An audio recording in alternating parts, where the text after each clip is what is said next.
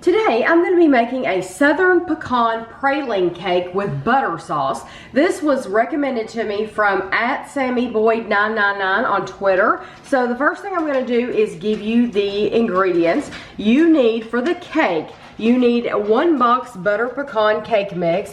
Betty Crocker was the only one that I can find that makes butter pecan around here.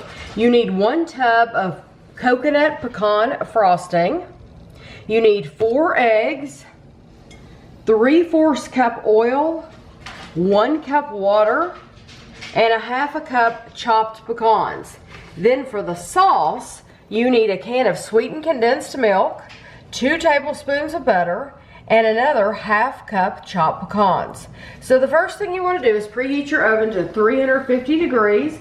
You want to get a 9 by 13 inch pan and spray it with non-stick cooking spray.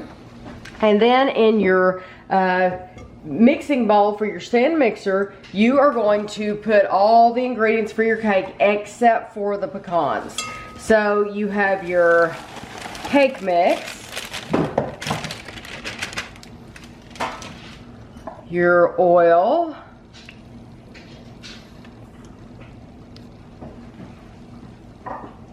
water, 4 eggs, and your tub of frosting.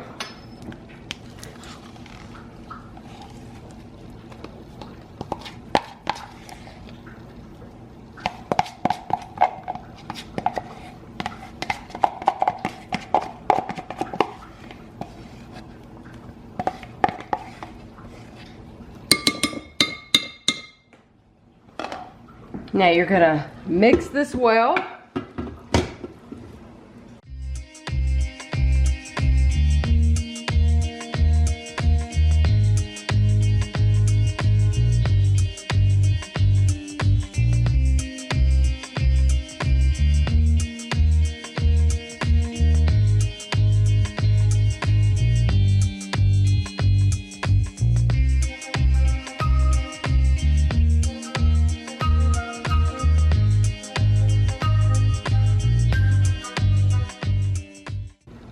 Now you're going to stir in your 1/2 cup chopped pecans.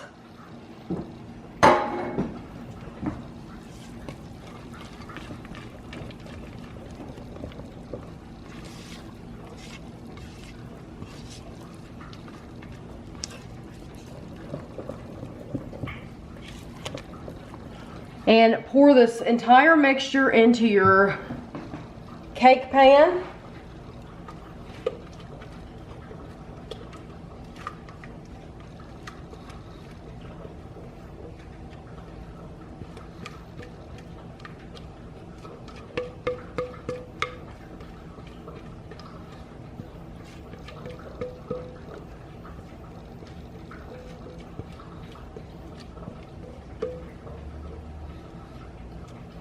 And this is going to bake for 40 minutes.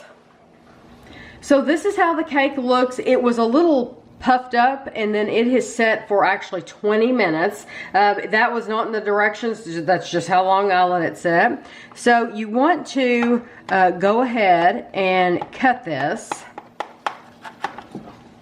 And I'm gonna cut Kevin and I a slice.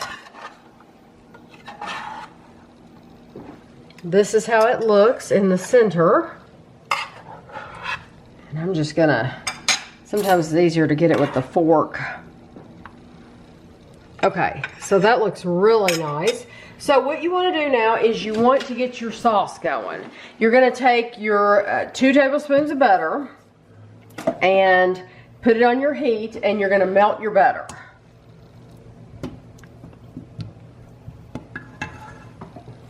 My butter's melted, so now I want to add the entire can of sweetened condensed milk. And you want to stir this, and you just want to let it sit on the heat until until the sweetened condensed milk warms up.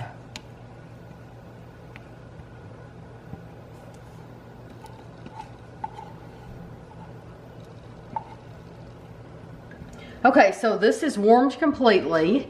So you have your 1/2 cup of chopped pecans and you stir that in. And then you're going to spoon this over individual slices of cake. So I have our cut slices of cake here. Now, this is great. This recipe, telling you to do this if you're gonna have company or something. However, it's just Kevin and I eating this cake. So, we're not gonna be eating it all at one time. So what I'm gonna do is I'm gonna take the remainder of the sauce and I'm going to put it over the rest of the cake. Because it's not like you're gonna keep this on the stove. So I'm just gonna pour it like this. And I'm sure it'll soak in the bottom. But if you're gonna be taking this to an event with you, if you're gonna take it to somebody's Christmas or somebody's Thanksgiving or anything like that with you, you're gonna wanna go ahead and have that sauce poured over the top. So I'm sure it will be absolutely delicious. So now Kevin and I are gonna try our pieces. Are you ready? I'm ready. Okay. I'm always ready to eat cake. Let's dig in. I love pecans, so.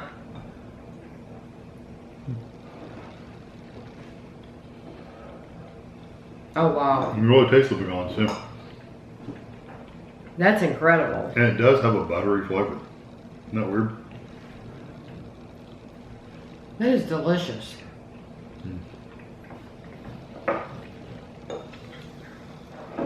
When I was making the cake, Kevin was filming me, and I put that whole tub of icing in the mix.